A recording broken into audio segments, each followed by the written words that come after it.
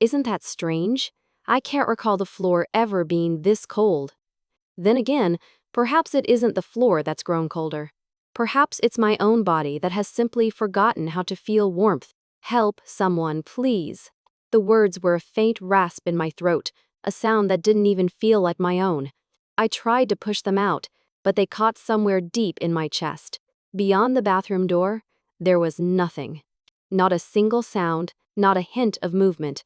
Even the steady ticking of the grandfather clock in the hall seemed to be coming from a great distance, each tick an echo from a world I was no longer a part of.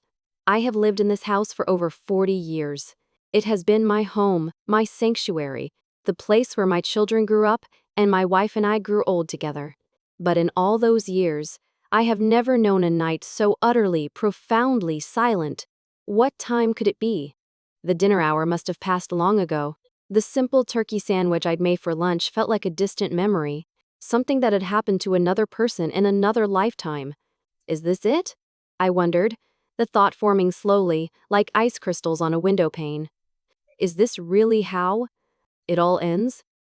Just then, a sharp clatter echoed from the front of the house, the metallic sound of the mail slot on the front door snapping shut. The evening paper? No, it couldn't be. It was still dark outside. Ah, that's right, the evening edition.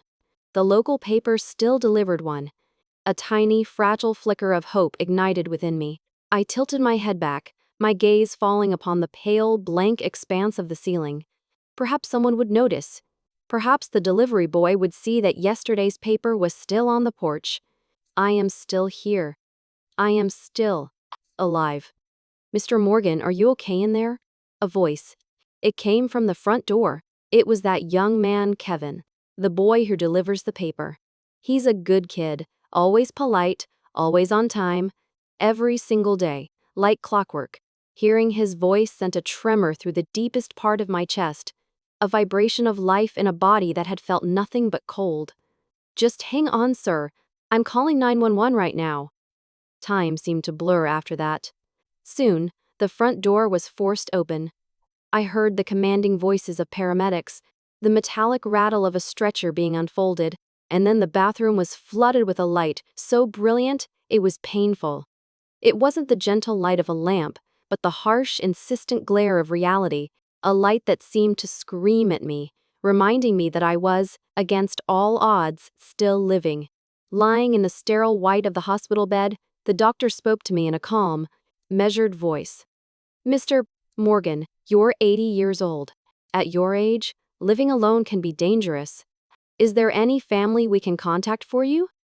I shook my head, a slow, deliberate movement against the stiff pillow. No, that's quite all right.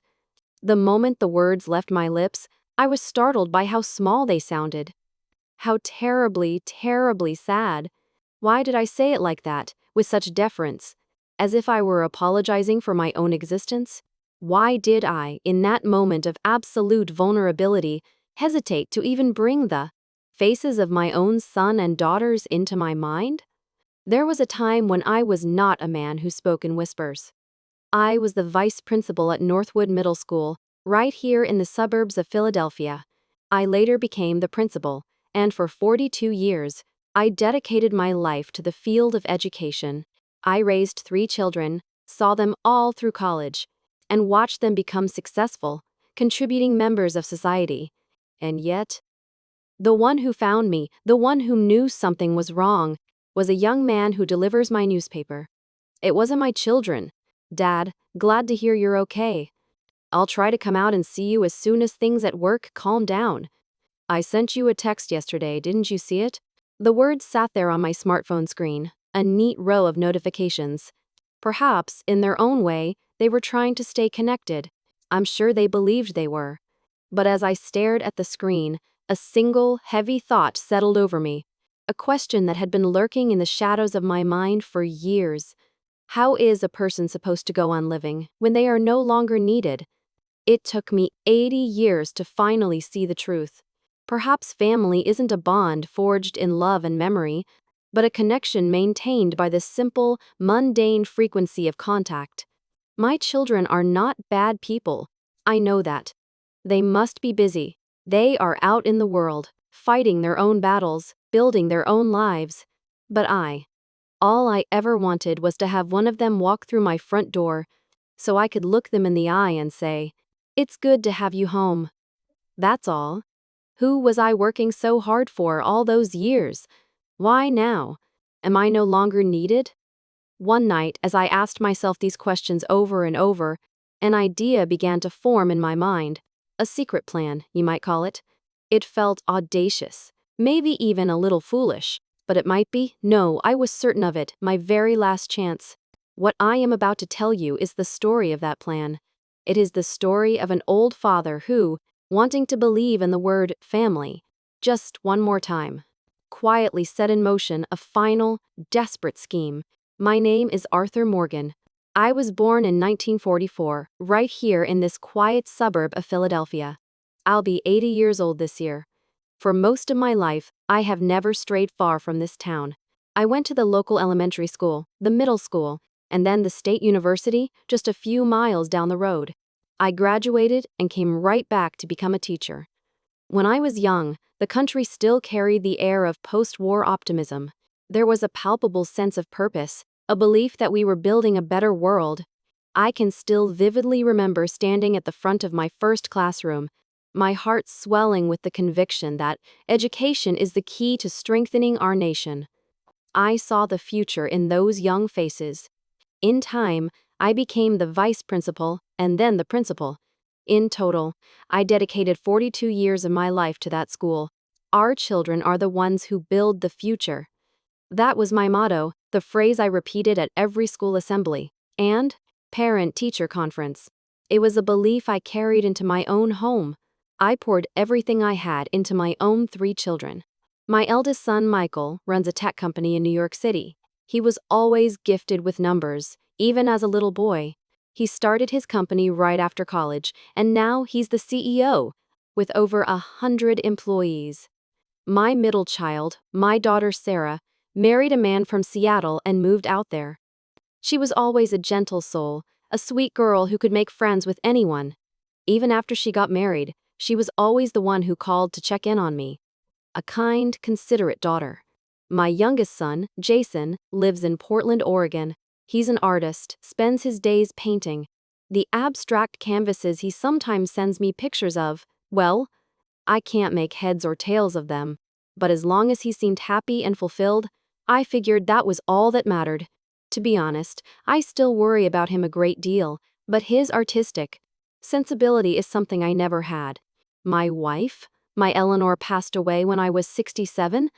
It was the same year I retired. We had been making plans, talking about all the traveling we would do, the quiet time we would finally have together. Her illness came on suddenly. She was in the hospital for only 4 months. "I'm sorry, my love. Looks like I'll be going on ahead," she'd said with a weak smile, just before the end. I can still see her face as clearly as if it were yesterday. I've lived alone ever since. At first, I must admit, the loneliness was a heavy blanket. But I was a teacher for my entire adult life. I was accustomed to structure and used to spending time by myself. I fell into a routine. I'd read the newspaper in the morning, take a short walk around the neighborhood, pick up a few things at the grocery store, and in the evenings, I'd watch the travel documentaries I had recorded. I lived out my days quietly, methodically. Michael was such a serious boy, always at the top of his class. Look, Dad, another A+. I can still see the pride shining in his eyes as he held up a test paper for me to see. That memory is one of my most precious treasures. But then, after he started his company, after he became a CEO with employees to manage, the way he spoke began to change. His vocabulary shifted. The clients are pushing back on the deadline. My schedule this week is just completely slammed.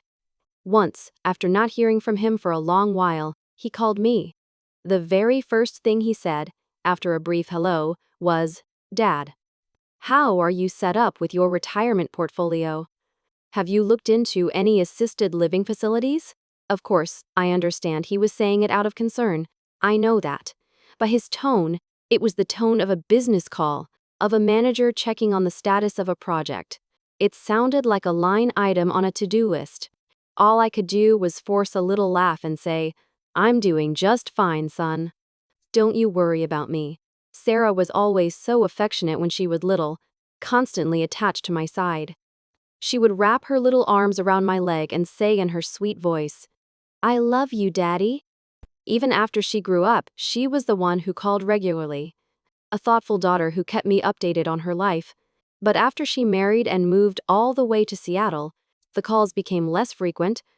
The space between them grew longer, and when we did talk, the conversation would often end with a hurried, "Okay, Dad, well, I've got to run. Things are just so hectic here." The softness in her voice, the warmth I remembered so well, was gone. It had been replaced by a kind of strained efficiency. Of course, I understand that her own family must come first. I truly do. But all I wanted was for her to spare just a few minutes, a few moments to listen to her old father's stories. That would have been more than enough.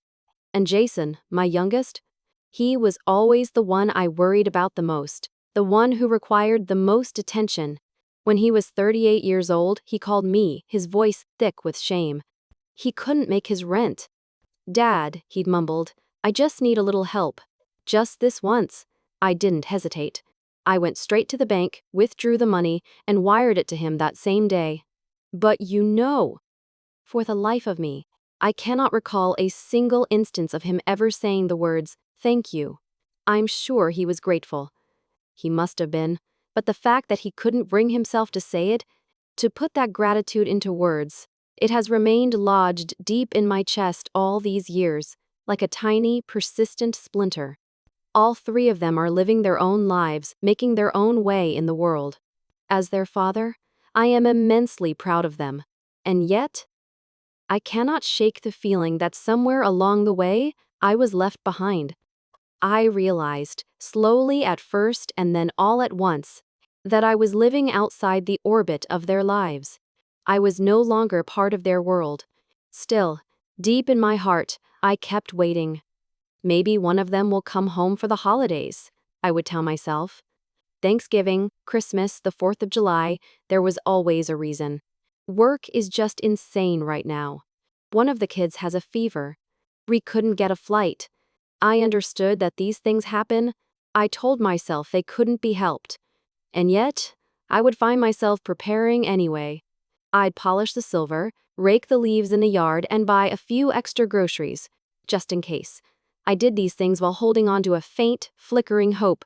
If they came, would they be happy to see the place looking so nice?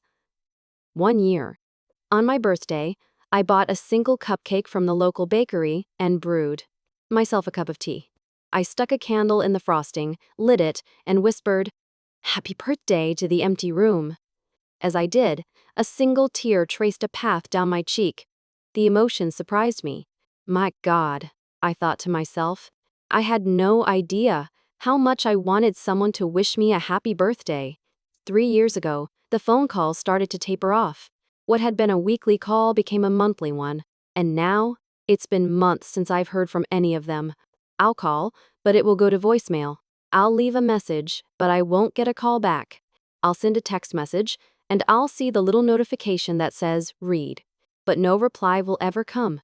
One afternoon, I gathered my courage and called my son. "I was thinking," I said, trying to sound casual, "it's been a while. How would you feel about coming over for a home-cooked meal?" His voice on the other end was bright, cheerful, and utterly dismissive.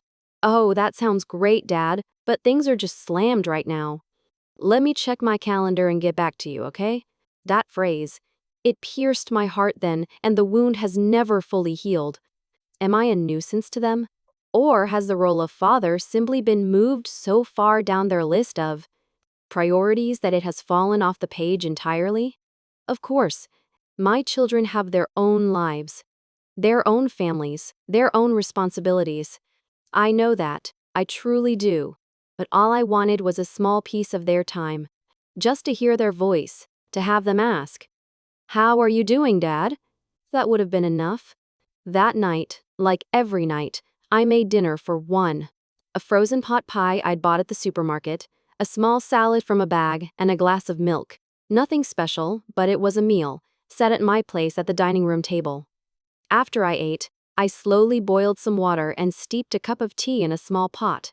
I still use the teacup that was Eleanor's favorite. It's a small, simple thing, but it feels important to keep using it. In that moment, as the steam rose and the fragrant aroma of Earl Grey filled the quiet kitchen, I felt a brief sense of peace settle over me. I took a sip and muttered aloud to the empty room. I suppose this is what they call a quiet life. Saying it out loud made it feel almost true, and I gave a small, sad smile to myself. I took my plate and cup to the kitchen sink and began to wash them. The familiar feeling of the sponge in my hand, the cold rush of the water, it all felt like a signal, a confirmation that another day was officially over. As I placed my clean plate in the drying rack, my eyes fell on the dining room table. And I saw it. A second place setting. A plate, a fork, a napkin. What? I stopped, the water still running in the sink. For a moment, I couldn't understand why it was there. And then I remembered. While I was preparing my own simple dinner, out of pure, unthinking habit, I had set a second place at the table.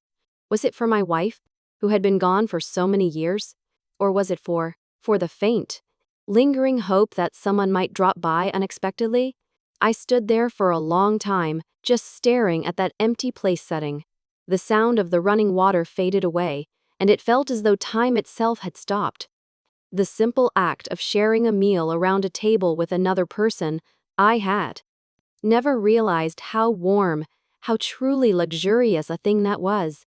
Perhaps it's something you can only understand when you are old. I was raised with a certain belief, a principle passed down from my own parents. The greatest gift a parent can give their children is to not be a burden. And so, I have lived my life accordingly. I never asked for help, never allowed myself to lean on them. I lived my quiet, independent life. But now? Was I wrong? Was that really the best way? By never saying anything, by never asking for anything, did I simply lead them to believe that I wanted nothing at all? As these thoughts churned within me, my mind went back to that day. The day I collapsed in the bathroom and, for the first time in decades, cried out for someone to help me. And in that moment of crisis, a terrifying thought had dawned on me. It's possible, I realized, that I have become a person no one even notices anymore. From that day forward, a quiet resolve began to build inside me. I could not let this be the end of my story. I am still here. I am still alive. And if that's true, then I want to give myself one last chance to believe in the idea of family again. That was the beginning of what I came to call my secret plan. A week before my birthday, I cleaned the living room with more care than I had in years. The first thing I did was pick up the framed photographs arranged on the mantelpiece. I gently wiped the dust from each one, then used the pad of my thumb to polish the glass until it shone. There was one of the five of us, all squeezed together and laughing on a picnic blanket. A picture of the kids on their first day of school, looking so small and serious in their new clothes. A photo from my honeymoon with Eleanor, her face glowing with happiness. To me now, they are more than just pictures. They are fragments of time, precious pieces of a life that feels impossibly distant. Next, I replaced the old tablecloth on the dining room table. I used a new one that Eleanor had bought years ago, but never had the chance to use. A cheerful yellow cloth with a pattern of small white daisies. As I unfolded it, the faint, clean scent of cedar from the linen closet seemed to rise up like a whisper from the past. There, that looks a bit more cheerful, don't you think? I said quietly to the empty room. The sound of my own voice, speaking to no one, made me chuckle. After that, I walked to the specialty coffee shop downtown and bought a bag of expensive, fancy coffee beans. It was the kind my daughter Sarah used to love. I remembered one Christmas, years ago, she had taken a sip and said, "Nobody makes coffee like you, Dad." I was so pleased by that. I've held on to those words ever since. On the morning of my birthday, I put on a clean, pressed button-down shirt. I had no special plans, nowhere to go. But dressing with care, taking the time to look presentable, always made me feel a little more dignified, a little more solid. Standing in front of the mirror, I adjusted my collar and spoke to my reflection in a low voice. It's all right if nobody comes. I don't expect them to. But just in case they do, I want to be ready to smile.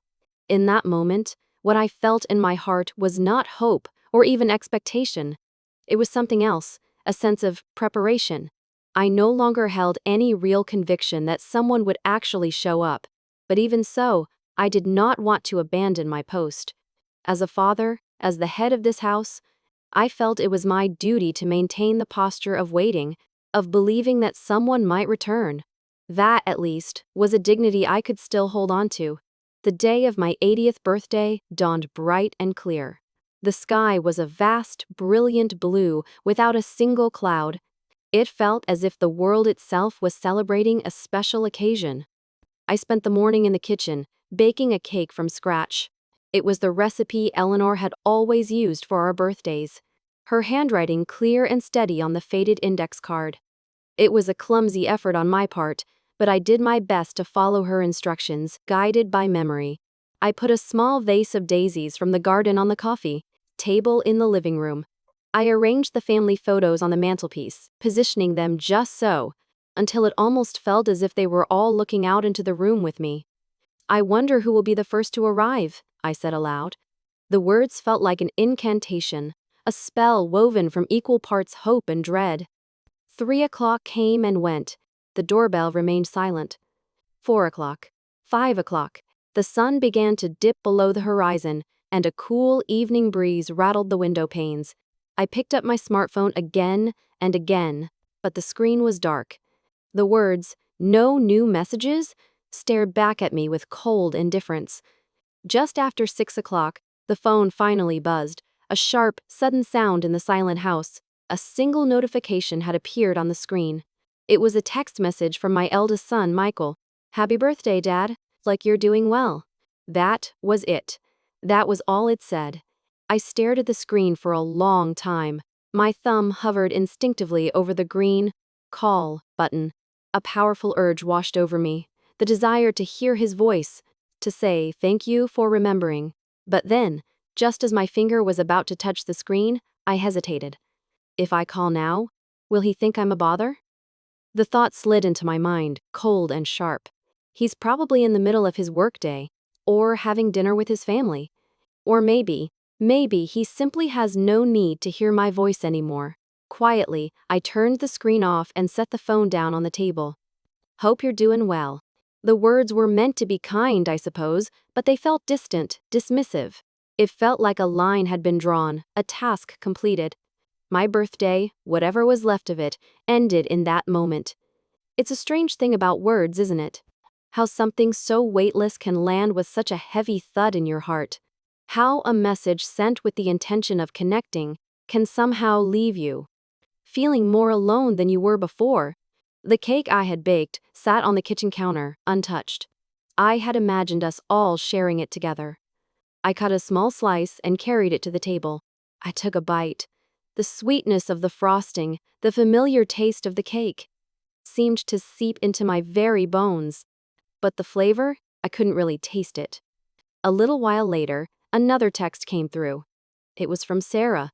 "Happy bidet, Dad. So sorry, swamped today. We'll call you soon." And from Jason, my youngest, came a single emoji, a yellow, smiling thumbs up. The cheerful, cartoonish face seemed to mock the ache in my chest. I picked up another small piece of cake with my fork and quietly ate it.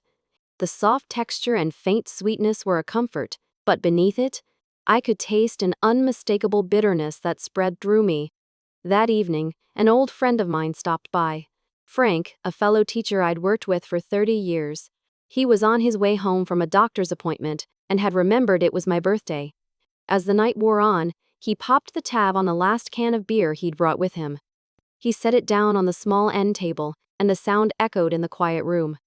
We had long since turned off the television, and the only sounds were the soft hum of the refrigerator and our own breathing. "You know, Arthur," he said, a wry smile playing on his lips, "you were a hell of a principal back in the day.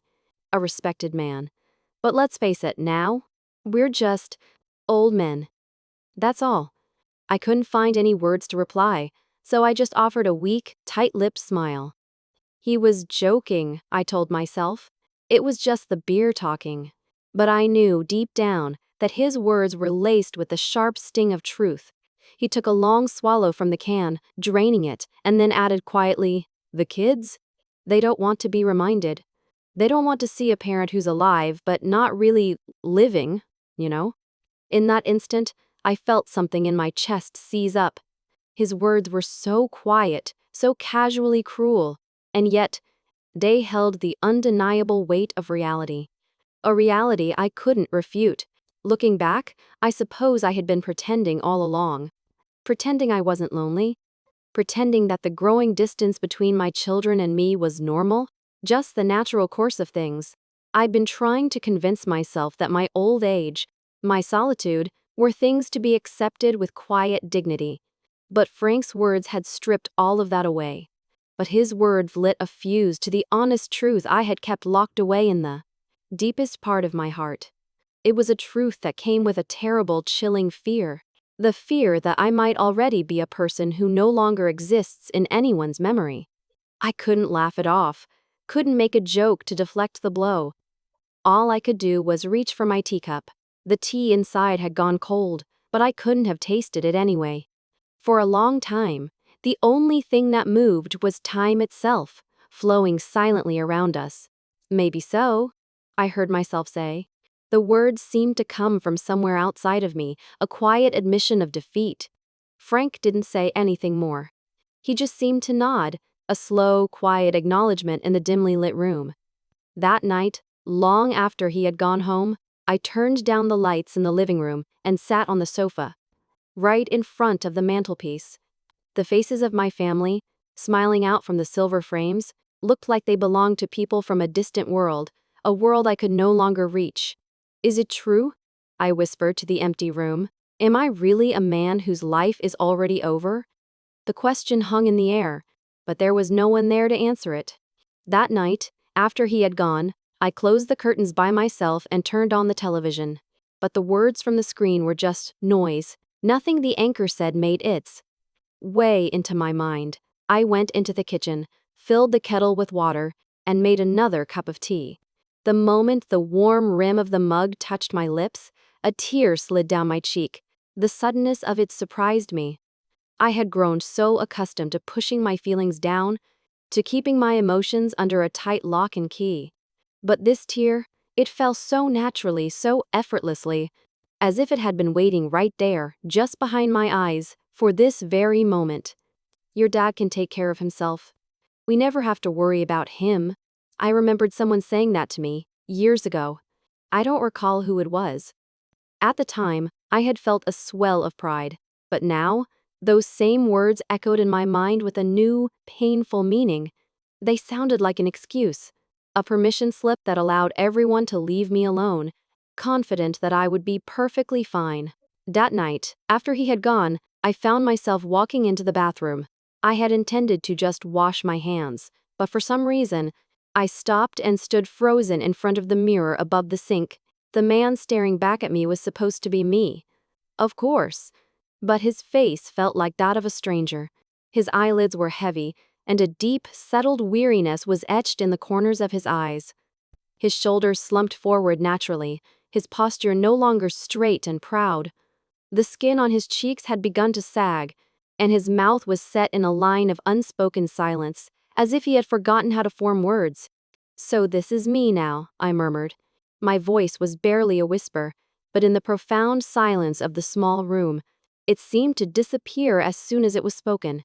I knew no one else could hear it, but for some reason, the sound of that quiet, defeated voice was the most painful thing I had heard all night. As I continued to stare into the mirror, a question began to bubble up from a deep, hollow place in my chest. Who would want to see this face? My family? My children? The students I used to teach? Or was it possible that I was no longer wanted by anyone at all? I slowly turned away from the mirror and reached for a towel to dry my hands. That simple, ordinary movement, turning the faucet, rubbing the towel over my skin, it felt like a ritual. A small ceremony I was performing just to confirm that I was, in fact, still alive.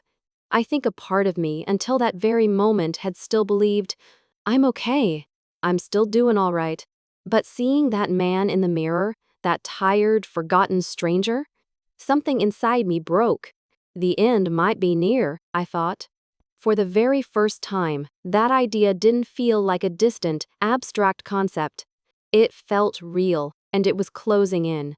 But I did not want the rest of my life to be about simply waiting for that end to arrive.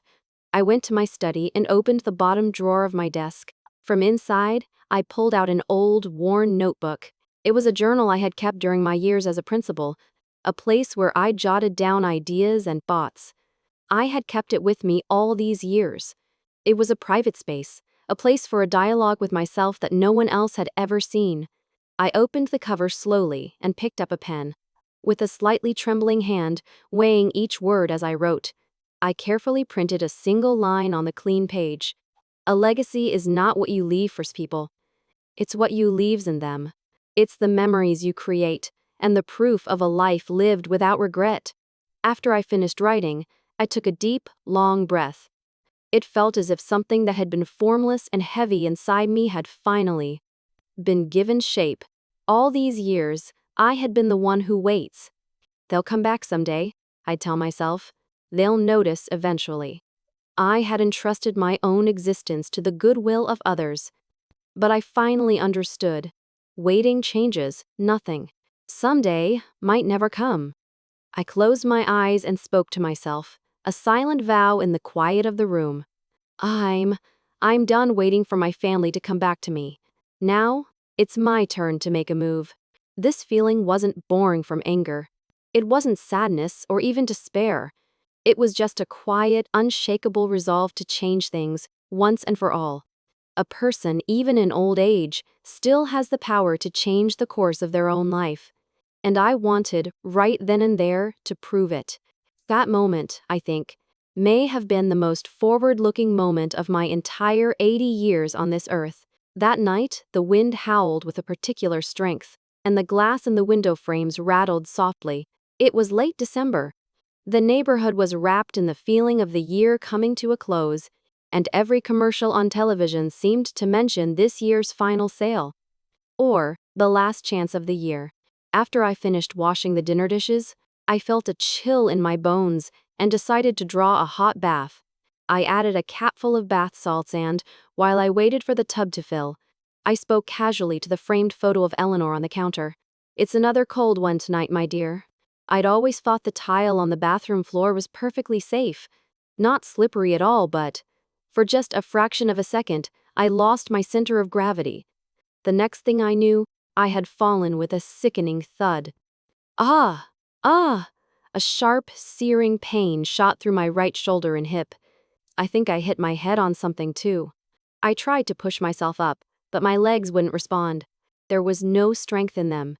The cold from the tile floor seemed to seep right through my clothes, and my breathing grew shallow and quick. "Someone!" I called out, but the only reply was the faint echo of my own voice, bouncing off the tiled walls. There was no one else in this house, only me. For a long time I lay there on the floor, ainshi has a pio cupboard, has vent, just staring up at the light fixture on the ceiling.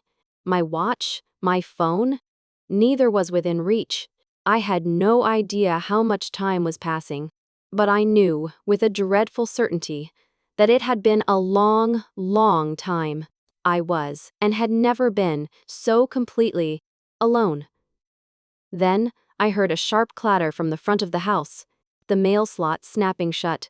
It was the familiar sound of the newspaper delivery, a sound that, on this night, sounded like the most beautiful music I had ever heard. It was the sound of life. With every ounce of strength I had left, I dragged myself forward, my trembling fingers crawling across the cold tile until they reached the edge of the bathtub. And then, with a tiny flicker of hope, I began to tap. Tap, tap, tap, tap. My fingertips against the porcelain of the tub, a desperate, tiny rhythm. I tapped again and again, praying with everything I had that someone might hear it. "Mr. Morden, are you all right in there?" A young man's voice, coming from just outside the front door. My throat was dry and raw, but I forced out a sound one more time. "Here." Here, bathroom. Help. Me. I don't know if he heard me, if the words even carried that far. But in the next instant, I heard the sound of a key turning in a lock, and then, light flooded into my world. The bathroom door swung open, and the bright, white fluorescent light from the hallway cast a hazy glow across my face. That light wasn't just a light bulb. It felt like a message, something sent to tell me, "You are still here." I squeezed my eyes shut against the brightness and whispered silently, in my own mind, "I'm alive. Someone, someone noticed that I exist." Oh God, the gratitude I felt in that moment. It was overwhelming. My breath was shallow, my consciousness was fading in and out. But that one single fact, the fact of being found, was seared into the deepest heart of my soul. It wasn't one of my children. It wasn't a relative or an old friend. It was just the young man who delivered my newspaper every morning. But in that moment, he was the person who had tethered me to this world. If it hadn't been for that young man, I might have been just another person to be discovered with the morning sun. When I woke up in the hospital bed, I felt as though I had been transported to another world. The clean, white ceiling, the steady beeping of the heart monitor, the gentle voice of a nurse. But there was no family voice among them. I was in the hospital for 3 days. The doctor told me that while there were no major fractures, a fall like that was extremely dangerous for a man my age. With every slow tick of the clock on the hospital wall, I found myself staring at my phone. But no one called. Finally, I couldn't stand it anymore. I decided to be the one to reach out. I called my eldest son, Michael, first. The phone rang several times before he finally picked up. "Oh, Dad? Are you okay?" "What, the hospital? But you're all right, right?" I answered him slowly, choosing my words with care. "Yes, I just had a bit of a fall. I've been here for 3 days." It was a little scary, but it wasn't anything serious. His reply came back so quickly, so casually, it took my breath away. "Well, that's good to hear. You know, there are services for this kind of thing now. If you're having trouble, it's easier to just use the county senior services or a home care agency. It must be tough for you on your own, right?" For a moment, I couldn't find the words to respond. Is that what I am now? A chore? A problem to be managed? The memory of me placing a cool, wet washcloth on his forehead when he had a fever, of taking days off work to sit by his bedside until he was, well, did that memory no longer exist inside him? I just said quietly, "You're right. Yeah," and ended the call. The tears didn't come. It wasn't sadness I felt, but something else. The quiet, grinding sound of my heart wearing away. That night, as I stared out the hospital window at the dark city, I thought to myself, is it possible for a person to be this alone? As long as you're healthy, Dad, that's all that matters. That was something my children used to say to me all the time. But now, I felt with a painful clarity that it was because I was healthy that I was being left alone. I am still alive. But perhaps, in the minds of some people, I am a person whose life is already over. That night, I made a decision. I would no longer live a life of just waiting. I will be the one to act. I won't wait to be found by someone else. I will find a way to make my voice heard. This resolution would eventually lead me to my secret plan. My discharge date was still a few days away. The doctors and nurses were kind, constantly telling me, "You shouldn't push yourself, Mr. Flam." Morgan? But I just shook my head quietly. "No one is coming to pick me up anyway," I said. "There's no point in my staying here." And with that, I handled the discharge paperwork myself. The line for the signature of a guarantor. The space for an emergency contact. I left them both blank. Without calling anyone, completely on my own, I put an end to my hospital stay, which had been nothing more than proof of my own solitude. When the nurse removed the IV tube from my arm, I looked at the small, faint mark it left behind and thought, there's no need for anyone else to ever see this scar. As long as I knew it was there, that was enough.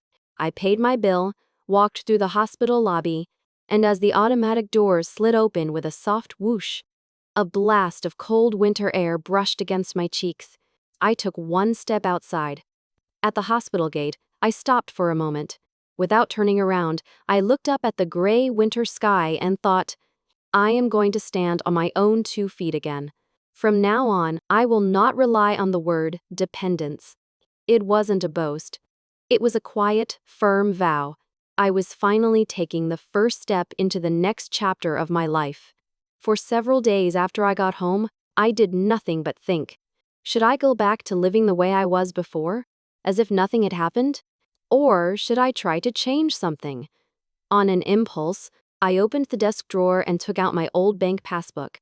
The savings I had carefully put away bit by bit for my old age were still there.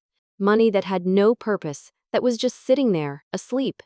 As I stared at the numbers in the passbook, for the first time in my life, I seriously considered what the value of that money really was. Sitting at the counter in the bank, I calmly signed the withdrawal slip. I was taking out $250,000.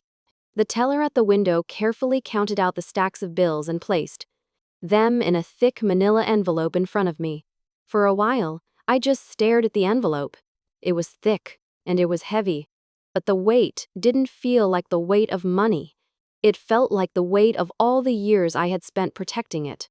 This was supposed to be my safety net for my old age. I had saved it for illness, for nursing care, for that just-in-case moment that was always somewhere in the future. But a thought crossed my mind, a voice from somewhere deep inside me. What if just in case is right now? I gently picked up the envelope and whispered to myself, perhaps I've reached a point where resolve is more necessary than a safety net. This was $250,000, not for a life of being protected, but for a life where I could choose my own path with my own 2 hands. The moment I thought that, the money changed. It was no longer just my savings. It felt like it had become a weapon. A few days later, I called an estate planning attorney. His voice on the phone was polite and kind. Is this regarding your will, sir? It's a very wise decision to get these things in order while you're still in good health. I nodded, though he couldn't see me. I'd like to create a last will and testament, I said, but in a slightly unconventional way. On the day of our meeting, I paid him a retainer and transferred the $250,000 from my savings into a new trust account. Then, I told him my plan. I have 3 children. For a period of 90 days, 3 months, I want the entirety of this $250,000 to be inherited by the one who has stood by my side and shared in my life's the most. The attorney's eyes widened in surprise. He was silent for a moment, then he nodded slowly. Legally, there's no issue with that. However, we'll need to define the method of evaluation. I answered him calmly. The evaluation will be conducted by me, and I want to send a letter to all 3 of them with the same message, but they are not to know what the others have been told. As I was looking over the draft of the will the attorney had prepared, I paused. My eyes landed on a single phrase: to bequeath my entire estate to the one who has cared for me the most. Reading those words, a quiet question rose up from the bottom of my heart. Am I asking for something in return? Am I looking for proof that I was loved? No. I shook my head. I don't need proof that I was loved, I thought. I just want to feel the warmth of another person, right here, right now, with my own 2 hands. Not in old photographs, not in faded memories. I wanted the feeling of someone being here, beside me in this present moment. It wasn't about gratitude, or about them performing their filial duty. It was about sharing a cup of tea, about watching the evening light fade together and talking about nothing in particular. I just wanted to live and experience that kind of simple time, one more time. With that thought, I picked up a red pen and quietly added a condition to the document. For 90 days, I will entrust everything to the one who has spent the most time with me. This wasn't a test. It wasn't a competition over an inheritance. It was a proposal, an invitation to become a family again. Believing that, I put down the pen. And so, I prepared 3 letters. The message inside each was very simple and brief. Your father is having a little trouble living on his own for a while. But it's nothing to make a big fuss about, so please don't feel you have to go out of your way. Just seeing your face from time to time would make me happy. Thank you. That was all. There was no mention of the will or the inheritance. The moment I picked up the pen to write, the faces of my 3 children appeared in my mind's eye. I saw Michael, who was such a crybaby when he was little, the day I had to scold him. I saw Sarah, her back rising and falling as I sat up all night rubbing it when she had a fever and couldn't sleep. I saw Jason, his eyes shining with excitement as he shouted, "I'm going on a field trip today," and the memory of waking up early to make his lunch. Each scene came back to me, as vivid and clear as if it had happened yesterday. I was struck, all over again, by how deeply these memories were carved into my heart. But I didn't let myself get lost in them. Without hesitation, I began to write on the clean sheet of stationery. You don't have to push yourself. Just seeing your face once in a while would make me happy. Well, that was enough for me. I didn't need the words, "I love you" or "thank you." Just knowing that they remembered, from time to time, that I am still here, that alone would be enough to warm my heart. This letter wasn't a will. It was a father's last prayer. Thinking that, I quietly set down my pen, and then I began to watch, and to wait, to see if anyone would step foot in this house again. To see if it would be a feeling, not a sense of duty, that moved them. Several days passed after the will was drafted. 30 days, then 40. My heart was a mix of hope and anxiety, a quiet, persistent thrumming in my chest. Who will make a move? Did my message get through? Every day, my spirit rose and fell. One morning, I was in the living room, just looking out the window at the world outside.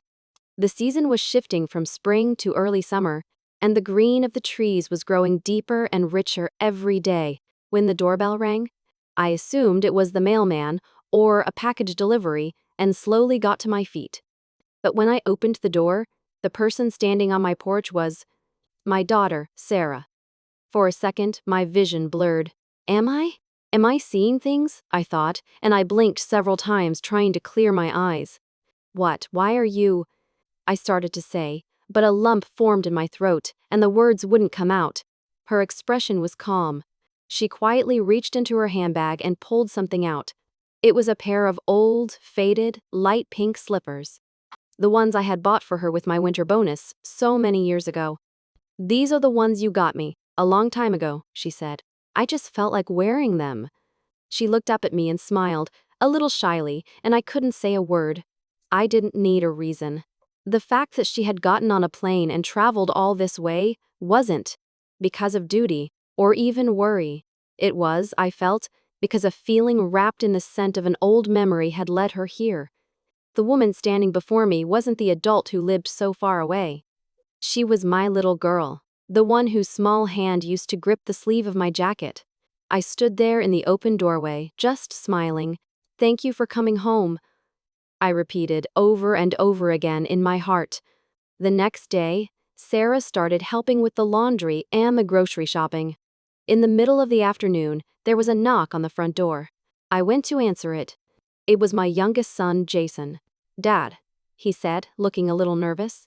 "For lunch today, can I cook?" The offer was so unexpected that I was surprised for a moment, but then I smiled and nodded. "I'd like that very much," I said. "Thank you." From the kitchen, I could hear the sounds of someone who wasn't used to being there.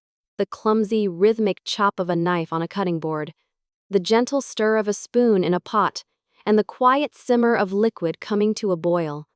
"It's ready," my son said, and placed a bowl in front of me.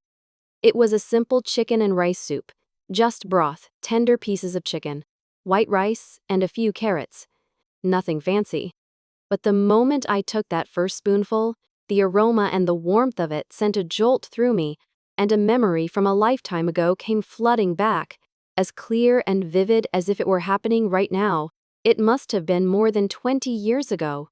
My son, my youngest, Jason, had just found out he hadn't been accepted into his first choice art school.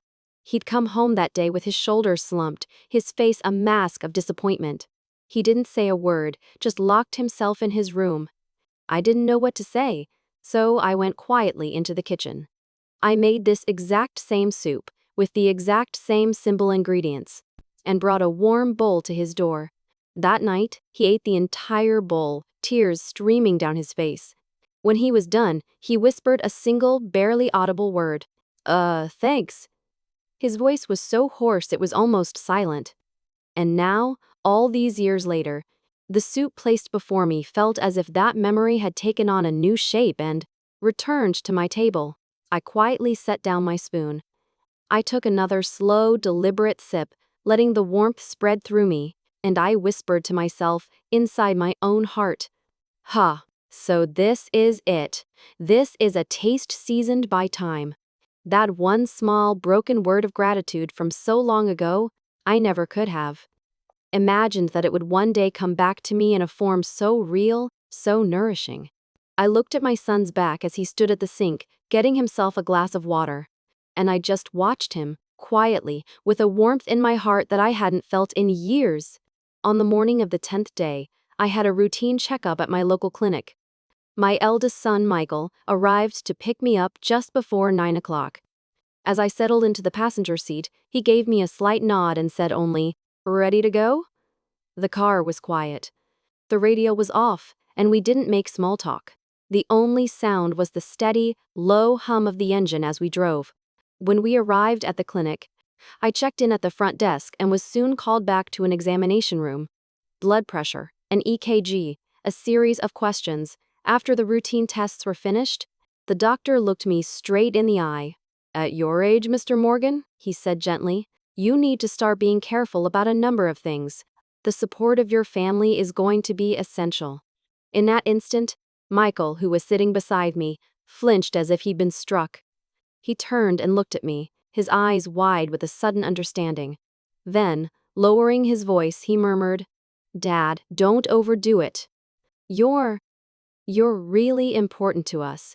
I was stunned. This was my son who only ever talked about clients and schedules.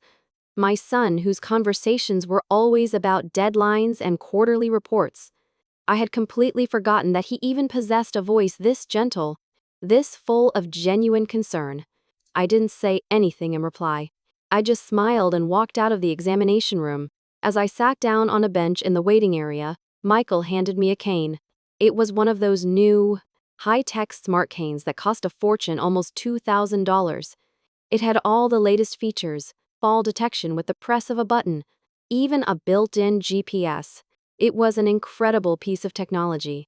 But to me, it was so much more than just a convenient tool. It was his way of saying he was sorry.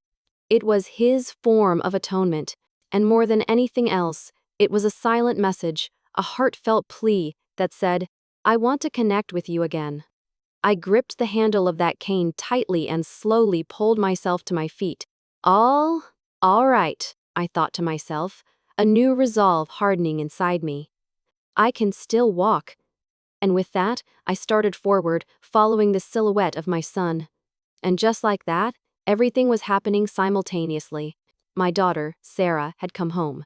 She was doing the laundry, keeping me company, filling the house with conversation. My youngest son, Jason, was cooking for me, filling the kitchen with the steam from his soup pot and the sound of his laughter. And my eldest son, Michael, was accompanying me to my doctor's appointments and had even chosen a state-of-the-art cane to keep me safe. The interesting thing was, none of the three of them knew what the others were doing. They had no idea that they were all moving at the same time, guided by the same thought. The feeling of, "I need to do something for Dad," had simply blossomed in all. Three of them, all at once. That evening, after everyone had gone, I sat alone in the living room, replaying the events of the past few days in my mind. Maybe Sarah just needed a place to feel like she was home again, I mused. Maybe Jason wanted to cheer his old father up with a taste of something he'd made himself. And maybe Michael, maybe he wanted to reclaim his role as the son who supports his father. I closed my eyes and let out a long, slow breath. A warmth deep inside my chest began to spread, unexpectedly, filling a space I hadn't even known was empty. It was the feeling of happiness. The pure, simple happiness of being a father. One day, I opened the refrigerator and noticed 3 identical containers of yogurt lined up on the shelf, each with a grocery store receipt from a different day tucked beside it. On the kitchen counter, there were ingredients that had clearly been bought by 3 different people, and on the mantelpiece, next to Eleanor's photograph, there were 3 small, subtly different bouquets of flowers. I understood immediately. All 3 of them. They were all acting without any awareness of the others. But for some reason, I couldn't bring myself to smile about it. Instead, I felt a slight, sharp pang in my chest, a little ache of guilt. Because of the plan I set in motion, I thought, my children might be competing with each other. But if a stronger bond is born from that competition, then maybe that's all right. Even as I tried to reassure myself with that thought, a feeling of apology lingered somewhere in the back of my mind. It's true. What I had always wanted wasn't a contest to see who is the best child. All I ever wanted were days where they would simply stop by to show their faces. But I knew that without some kind of catalyst, the 3 of them would never have moved at all. All I did was give them a little push from behind. Trying to convince myself of this, I took a slow sip of my tea. Outside, a spring breeze rustled the curtains at the window. And as they swayed, my heart, too, began to settle into a calmer rhythm. The next morning, Sarah came to me and said, "I'm heading back to Seattle tomorrow. Are you going to be okay?" I smiled at her. "Yes, I'll be fine, thank you." And the following day, both Jason and Michael checked in on me, each in their own way. But something had changed within me. I realized that I no longer just wanted to accept their kindness. I wanted to give something back, to respond to the love they were showing me. I could feel my own heart trembling with the recognition that this was my fresh start. And so, my 90 days, which had begun with a conditional signature on a legal document, transformed into something else entirely. It became, in the truest sense of the word, family time. It was my own quiet counterattack, and it was the moment we became a family once more. The 90 days were finally drawing to a close. In the quiet of my study, I waited for the day I could summon my 3 children. Today was the day of the final judgment. I had decided that I would report my findings, to announce which of them had spent the most time with me, which of them had shown the most devotion. I sent them a group text. "There is something I'd like to discuss with all of you." And all 3 of them rearranged their schedules, their work, their obligations, to be there. That evening, their faces were all gathered around my dining room table. At 5 in the morning, while the sky was still a deep, dark gray, I woke up. As had become my custom over these past 90 days, I went to the kitchen and poured hot water into the small teapot. The warmth of the steam felt good against my palms. But I noticed that my fingertips were trembling just slightly. I took a few deep breaths and asked myself a question. Is this the ending I truly wanted? Or was I just trying to run from my own loneliness? The den was still, with no sign of anyone else being awake. The only sound was the steady ticking of the clock on the wall, marking time with its unyielding rhythm.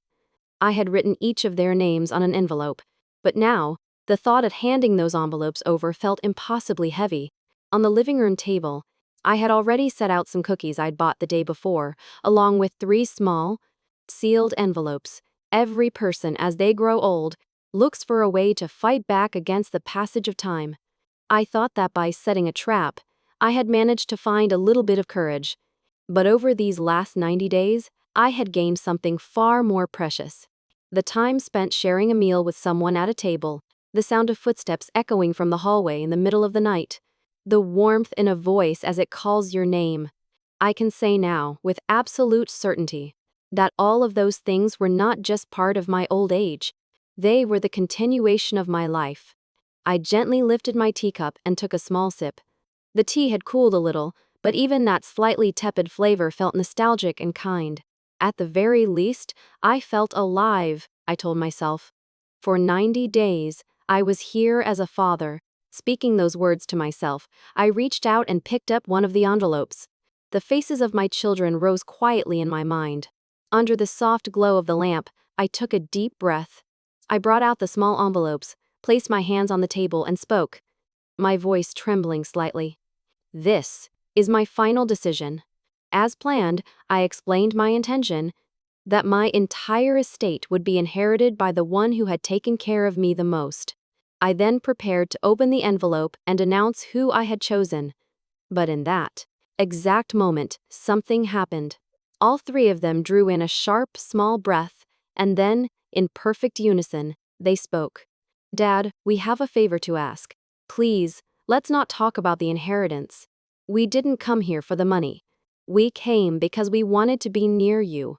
That's the only reason. I was speechless.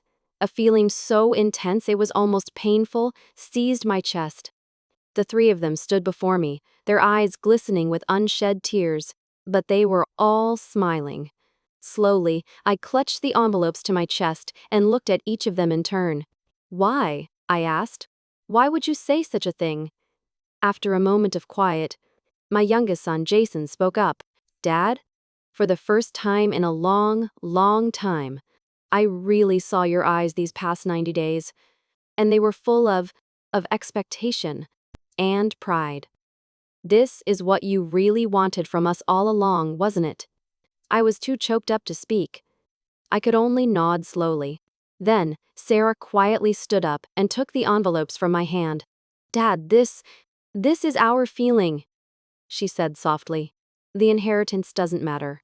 Having you here, as our family, that's the greatest treasure of all. Michael met my gaze and added, we'll protect you from now on, Dad. The money, the smart cane, all of it. It's just there to help you live a happy life. One where you can smile. My heart was so full I couldn't form a single word. A single tear escaped and traced a path down my cheek. I gently placed the envelopes back on the table and looked at my three children. And then, in a calm, steady voice, I said, thank you, with that alone, your father is happy. A feeling stronger than words filled the air in the room. After we finished eating, the four of us went out to the porch to drink tea.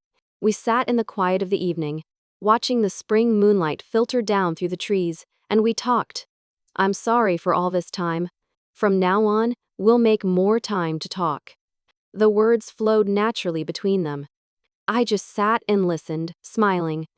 It was a warm, peaceful time, and their words reached a place deep inside my heart. The room was filled with a soft light and the fragrant aroma of the steeping tea. Sarah sat down in front of me and gently poured a cup for me from the pot. There was something in her every movement that felt deeply, achingly familiar. I let it cool a little so it's not too hot, Dad. She handed me the cup, and then, without any warning at all, she placed her hand over mine. The warmth of her touch made me freeze.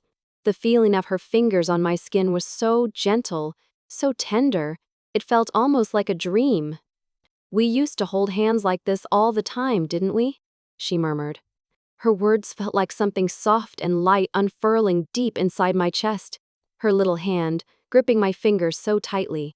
On the walk home from preschool, waiting at a crosswalk, sitting together on a park bench. It wasn't that I had forgotten. I think, perhaps, I had just been trying not to remember. I slowly nodded my head, and the hand she was holding, I gently but firmly squeezed it back, my own wrinkled, weathered hand and her soft one, resting together. Thank you, was all I could manage to say. But in that one instant, I felt like I had truly become a father again. Here, in the midst of time I thought had long since passed me by. For the miracle of being able to hold my daughter's hand like this, right now, I felt a quiet, profound gratitude. Later that night, I went alone to a room in the back of the house. It was the room that had once belonged to my wife. As I opened the door, I thought I could still smell a faint trace of her perfume in the air. For years, I hadn't been able to bring myself to touch anything in here. But now, I slowly began to put the space in order. I took down the old curtains by the window and replaced them with new ones, a soft, warm beige. As the gentle sunlight streamed in, a warmth bloomed in my chest. Then, on a small wooden table, I placed a picture frame. Inside was a photograph we had taken just a few days ago, the four of us. My 3 children and me, standing side by side, smiling. Some of the smiles were a little awkward, others were perfectly natural. But every single one of them was the expression of a real family. I looked at the photograph for a long time, my eyes softening, as if I were placing my hands together in prayer. This isn't an inheritance, I thought. This is the shape of the family I wanted to leave behind. I hadn't meant to say the words aloud, but when I realized I had, they were already echoing softly in the quiet room. And then, I gently opened the window. A spring night breeze rustled the new curtains, carrying with it a scent that felt strangely familiar. It was as if Eleanor herself were right there, smiling at me and saying, "You did well." And standing there in the gentle wind, I quietly closed my eyes. That night, I opened my notebook and wrote, what I needed to leave behind was not an inheritance. It was memories and the warmth of the heart. And with that, I left the envelopes untouched, concluding a night that was not about a last will and testament, but about the beginning of a family. The 90-day conditional trial might have started out as an inheritance problem, but in the end, it became the day we all learned, with every fiber of our beings, that a family is something built with love and with time. I whispered quietly to my wife's photograph. This is what I always wanted.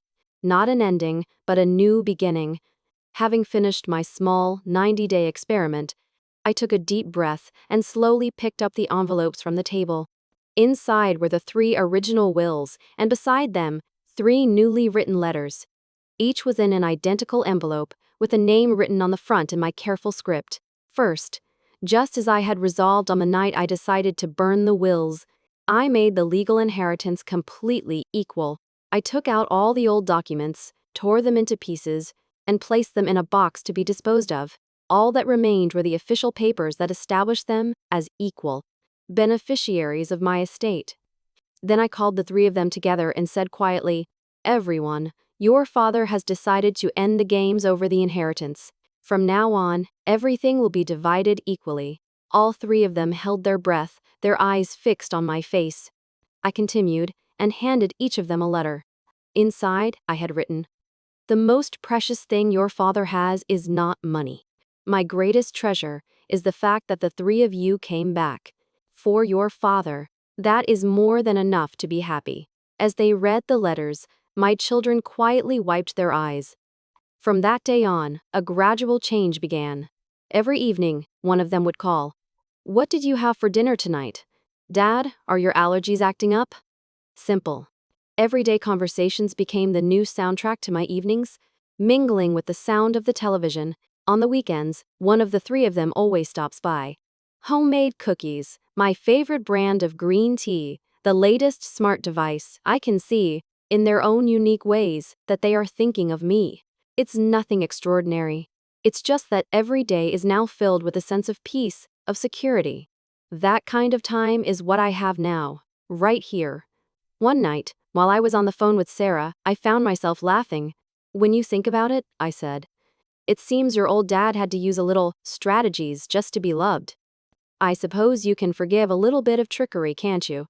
At first, Sarah was speechless, but then she burst out laughing. "Yes, Dad," she said.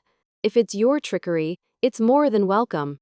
Michael, who overheard the conversation, laughed and said it was so typically Dad. I savored the feeling of happiness in my chest and whispered to myself, the plan really did work. I can feel their gratitude for me in ways that go far beyond words or letters. The way Sarah, on a recent visit, quietly left behind her old, worn-out house slippers for me. The rich, full flavor of Jason's chicken soup. "It has a flavor that won't make Dad cry anymore," he told me. The smart cane Michael bought me, and the way he smiled when I told him, "Now I can take my walks again without worrying." These things have become more than just objects. They are the proof of the bond that now connects our hearts. As dusk settled, I went out into the garden to trim the branches of the small maple tree my wife and I planted together so many years ago. Listening to the sound of the leaves rustling in the wind, I quietly spoke to her in my heart. "Did you see, my love? This is my final form." And so, savoring the soft, gentle moments of each passing day. I etched a new resolve into my heart to keep walking forward, one step at a time. This story doesn't end here. This is the first chapter of a new beginning for our family. In my kitchen, there is now a toy box, waiting for the next time my grandchild comes to visit. On the porch, I've cleared a space where the three of them can stand together for a family picture. And in the garden, I've planted a new rosebush, a living symbol that will remind me of my three children every year. A family is nurtured by affection, and it grows with time. I was reminded of this simple truth through a 90-day period that served as both a promise to my wife and a message to my children. And now, I can finally say it. Your father is no longer alone. With that cheerful thought in my heart, I quietly turn my face toward my family's future and begin to walk forward. Finally, to all of you who have listened to my story, I would like to gently ask you a question. Your own parents. In what kind of room and with what kind of feelings? Are they living out their days right now? Perhaps, just like me, they are waiting in the quiet passage of time, just hoping to hear someone's voice. A single phone call, just two simple words. How are you? Can be enough to brighten their entire day.